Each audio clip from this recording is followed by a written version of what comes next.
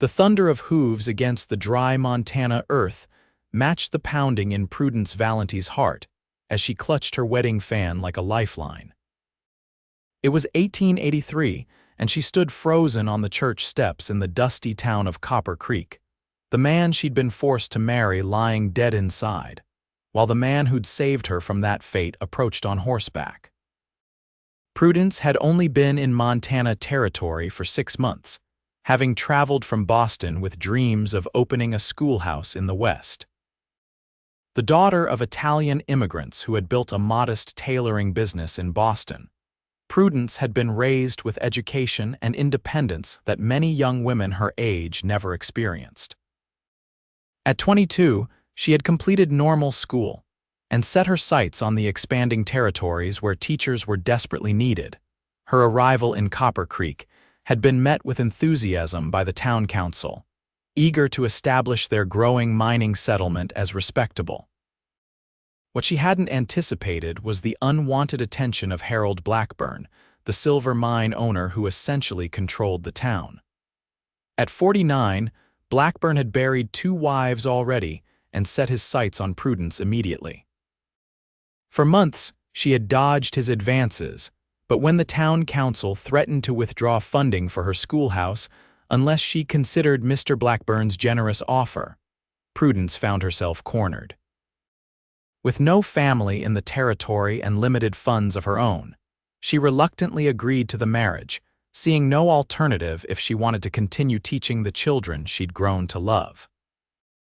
And now, on what was supposed to be her wedding day, Harold Blackburn lay dead on the church floor, shot by a rival businessman moments before she was to say her vows. The entire town stood in shocked silence as Prudence fled to the church steps, unsure whether to feel relief or terror at her sudden, scandalous freedom. The approaching rider slowed his horse to a walk. Weston Hayes, the cattle rancher whose land bordered the northern edge of town, dismounted with the easy grace of a man who'd spent his life in the saddle. At 28, Weston had established himself as one of the most successful young ranchers in the territory, respected for his fair dealings and feared for his lightning-fast draw when provoked. "Miss Valenti," he called, his voice carrying across the churchyard. "I believe you might need an escort away from here." Prudence raised her lace fan to her face, hiding the conflicted tears that streamed down her cheeks. Relief at escaping marriage to Blackburn warred with the shock of witnessing his murder and the uncertainty of what would become of her now. Weston approached slowly, his tall frame casting a long shadow in the late afternoon sun. His dark hair was neatly combed back for the occasion. He had been among the wedding guests, though Prudence had always sensed his disapproval of the match. "The sheriff will be sorting this out for hours," Weston said quietly as he reached her. "And I reckon you don't want to be standing here when Blackburn's mining boys come looking for someone to blame." Prudence couldn't speak, could barely breathe. Through the delicate lace of her fan, she watched Weston's blue eyes soften with concern. "You never wanted to marry him," he stated rather than asked. She shook her head slightly, the tears flowing faster now. With gentle determination, Weston reached up and slowly lowered the fan from her face, revealing her tear-streaked cheeks and trembling lips. For a moment, they stood frozen in time, the chaos of the church behind them fading away. "No woman should cry on her wedding day, Miss Valenti," he whispered, "especially not from relief." Then, with a boldness that surprised them both, Weston leaned forward and pressed his lips against hers. The kiss was brief but unmistakably tender, and when he pulled away, Prudence found herself breathless for an entirely different reason. "I can take you to my sister's place outside of town," he said. "You'll be safe there until this blows over." Behind them, raised voices erupted from the church as accusations began to fly. Without waiting for her response, Weston lifted Prudence onto his horse, mounting behind her in one fluid motion. "Hold tight," he murmured against her ear as they galloped away from the church, from the dead man who would have been her husband, and toward an uncertain future that suddenly seemed full of possibility. The ride to the Hayes ranch took nearly an hour, giving Prudence time to collect her scattered thoughts.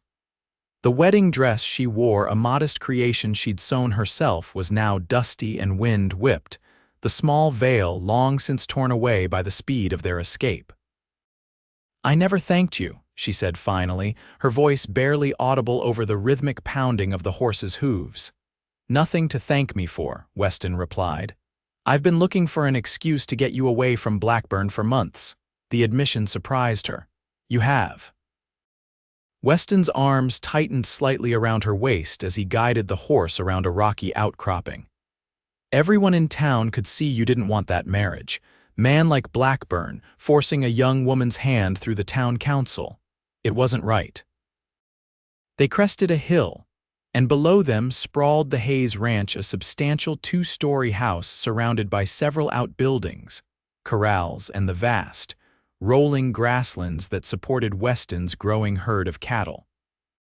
"My sister Abigail will help get you settled," Weston explained as they approached. "She came out here 3 years ago after losing her husband, runs the house now and helps with the books." The ranch house was warm and welcoming compared to the sparse room Prudence had rented above the general store in town. Abigail Hayes Mitchell proved to be a forthright woman in her 30s with the same striking blue eyes as her brother. She took one look at Prudence's wedding dress and tear-stained face and immediately took charge. "Weston, make yourself scarce while I get this poor girl out of that dress and into something sensible," she ordered. "And send one of the boys into town to find out what's happening. We need to know if anyone's coming after her." "No one's coming after her," Weston said firmly. "She had nothing to do with what happened to Blackburn. Since when has innocence protected anyone?" Abigail countered. "Go on now." Prudence found herself whisked upstairs to a comfortable bedroom where Abigail helped her out of the wedding gown and into a borrowed dress. "My brother's had his eye on you since you first arrived in Copper Creek," Abigail said matter-of-factly as she brushed out Prudence's dark hair. "I've never seen him so agitated as when he heard you were marrying Blackburn." Prudence felt her cheeks flush. "I hardly know Mr. Hayes." "You know him better than you think," Abigail replied with a knowing smile. "Who do you think anonymously donated the books for your schoolhouse? Or fixed that leaky roof when the town council said there weren't funds for it?" The revelation stunned Prudence. She'd assumed those kindnesses had come from various townspeople. "I had no idea." "Weston's not one to seek credit," Abigail said, "but he's been watching out for you from a distance. Said you reminded him of me when I first came west, determined to make your own way." When Prudence came downstairs an hour later, wearing a simple blue dress of Abigail's, she found Weston in serious conversation with one of his ranch hands. They fell silent when they saw her. "What is it?" she asked, anxiety rising in her throat. "Are they blaming me for what happened?" Weston shook his head. "No, but there's trouble brewing. Blackburn's foreman is claiming the shooting wasn't about the business dispute everyone witnessed. He's saying it was orchestrated by someone who didn't want the marriage to proceed." "That's absurd," Prudence protested. "Everyone saw Mr. Davidson shoot him over the mining claim." "Davidson's dead too," the ranch hand interjected. "Shot trying to escape the church." "Convenient for anyone wanting to muddy the waters." Weston's expression darkened. "They're using this to make a play for Blackburn's assets, including the schoolhouse property. Without Blackburn's backing, the town council's already talking about shutting it down." Prudence felt the room spin slightly. "The children won't be without their teacher," Weston assured her firmly. "I've sent word to my lawyer in Helena. Blackburn had no legal claim on you, and his death doesn't change your contract with the town." Over dinner, Abigail shared stories of her early days at the ranch, providing a welcome distraction from the day's traumatic events. Prudence learned that the Hayes siblings had come west from Pennsylvania after their parents died, using their modest inheritance to build the cattle operation from nearly nothing. "Weston was just 21, Abigail said with obvious pride. "Everyone said he was too young to run a ranch this size, but he proved them wrong." Later, When Abigail had retired upstairs, Prudence found herself alone with Weston on the front porch. The night was cool, the vast Montana sky ablaze with stars unlike anything visible in Boston's city lights. "I should apologize," Weston said after a comfortable silence, "for taking liberties at the church. Kissing you like that, it wasn't proper." Prudence studied his profile in the lantern light. "Nothing about today has been proper, Mr. Hayes." A small smile tugged at his lips. "Weston, please." "Weston," she repeated softly. "Why did you kiss me?" He turned to face her fully, his expression earnest. "Because I've wanted to since the day you stood up to the mine foreman who was bullying that Cherokee boy in your classroom. You were fearless, even though that man could have cost you your position." Prudence remembered that day clearly. The foreman had wanted the boy removed from her class, claiming he didn't belong with the white children. She had refused. "That was nearly 5 months ago," she said, surprised by his admission. 5 months, 2 weeks, and 3 days, he corrected with a self-deprecating laugh. "Not that I've been counting." The sincerity in his voice made her heart skip. "And you've been, what, watching over me all this time?" "When I could," he admitted. Though clearly not well enough to prevent today's events, Prudence moved closer to him on the porch bench. "You couldn't have known what would happen with Davidson and Blackburn." "No, but I knew what kind of man Blackburn was," Weston said grimly. "I should have found a way to help you sooner, before you felt cornered into accepting his proposal." Impulsively, Prudence reached for his hand. "You're helping me now." The warmth of his calloused palm against hers sent an unexpected thrill through her body. She had spent so many months keeping her emotions tightly controlled, presenting the proper, composed face of a schoolteacher to the community. Now, in the safety of this ranch with this man who had risked his reputation to rescue her, she felt something breaking free within her. Weston's thumb traced small circles on the back of her hand, the simple touch more intimate than anything she had experienced before. "What happens tomorrow?" she asked, reluctant to break the moment but needing to know. "Tomorrow I ride into town with 2 of my men," Weston replied. "We meet with the town council and make it clear that your position as teacher stands, regardless of Blackburn's death. And if they refuse," a determined look crossed his face, "then I'll buy the schoolhouse property myself. Been meaning to diversify my investments anyway." Prudence laughed despite herself, the sound unexpectedly light after such a heavy day. "Is that your solution to everything? Buy it outright. Only when negotiation fails," he said with a wink. "I prefer to solve problems with words first, but I've found money speaks louder than reason to certain types of men." The next morning brought news that complicated their plans. One of Weston's ranch hands arrived from town with reports that Blackburn's foreman was openly accusing Weston of orchestrating the shooting to prevent the wedding and gain access to Prudence.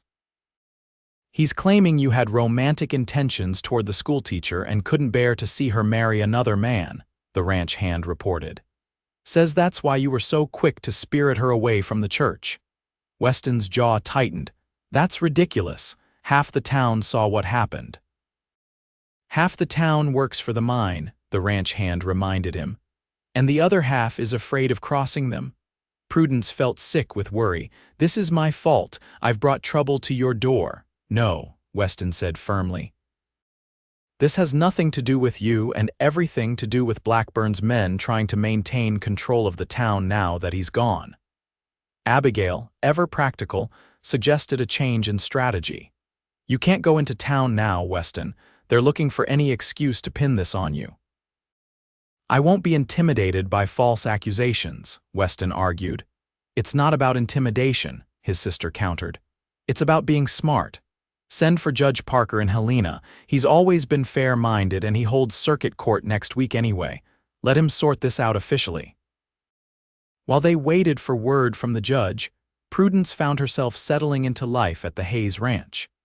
She helped Abigail with household tasks during the day and spent evenings on the porch with Weston, learning about cattle ranching and sharing stories of her life in Boston. With each passing day, she felt her attraction to him growing. It wasn't just gratitude for his protection, but genuine admiration for his integrity, his kindness toward his workers, and the gentle way he spoke about the land he loved. On the third night, as they watched a spectacular sunset paint the Montana sky in shades of orange and purple, Weston turned to her with unexpected seriousness. "I need to know something, Prudence," he said, using her given name for the first time. "If the town council reinstates your teaching position, will you return to Copper Creek?" The question caught her off guard. I haven't thought that far ahead." "I think you should," he said quietly. "Not because I want you to leave, but because you came west with a purpose. Teaching those children matters to you." His selflessness touched her deeply. Here was a man encouraging her to pursue her own dreams rather than trying to shape her life to suit his needs. "What if I'm not ready to leave here?" she asked, surprising herself with her boldness. Weston's eyes darkened with an emotion she was beginning to recognize. "Then you'd be welcome to stay as long as you wish." "And what about us?" Prudence whispered. "This connection between us." Instead of answering with words, Weston leaned forward and kissed her again, this time with none of the hesitation of their first kiss. His hands cradled her face as if she were something precious, and Prudence found herself responding with a passion she'd never known she possessed. When they finally broke apart, both breathless, Weston pressed his forehead against hers. "I'm falling in love with you, Prudence Valenti. I know it's too soon to say such things, but nearly losing you to Blackburn taught me not to waste time with matters of the heart." Prudence's own heart soared at his confession. "It doesn't feel too soon," she admitted.